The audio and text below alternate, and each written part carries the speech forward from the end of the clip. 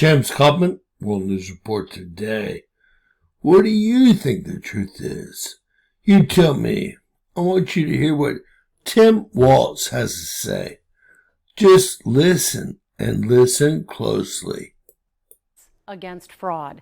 The performance audit shows the Behavioral Health Administration sent millions of dollars out the door in grants without making proper checks into who was receiving them. And that is not even the most jaw-dropping finding. Lou Raguse has tonight's top story. Lou? Julie, according to the nonpartisan legislative auditor, this is another case of mismanagement of taxpayer money.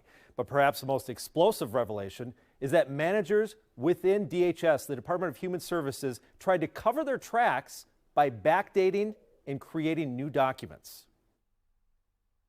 I do want to talk about what a serious issue this is and how it is, frankly, unacceptable. Another sobering report by the Office of the Legislative Auditor, this one concerning the Behavioral Health Administration within the Department of Human Services, which issues grants to providers treating mental health and drug and alcohol addiction, hundreds of millions of dollars each year. The audit found them issuing grants to applicants without a bidding process. So what we saw is that there was multiple entities that could have been eligible, and they chose not to provide a justification for why they were picking those. This report is quite stunning. One outrageous example, the auditors found a grantee that was paid $672,000 for 1 month of work without any info on what they do.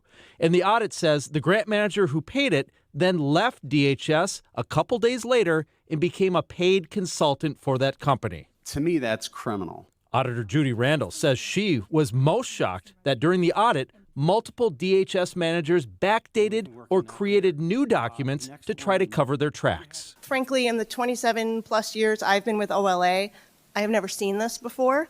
I will say we have had suspicions periodically, but we have never been able to prove it, to document it, and we did in this case, and it's very troubling. Temporary DHS Commissioner Shireen Gandhi's response. I was shocked to hear this information in the exit conference, and it is absolutely unacceptable that any staff would provide anything other than accurate representation of the work done to an auditor. Now, there were a lot of questions from lawmakers about whether this audit should result in criminal investigations. So we'll see what comes from that. The Office of the Legislative Auditor provides recommendations both to the department and to lawmakers in case law changes are needed. Just one more time of what the auditor said regarding this fabrication of documents. She called it a systemic problem within DHS.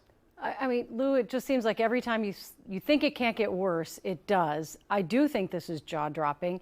You mentioned that they were talking about criminal investigations. I think I speak for a lot of people watching right now who really want there to be some kind of accountability.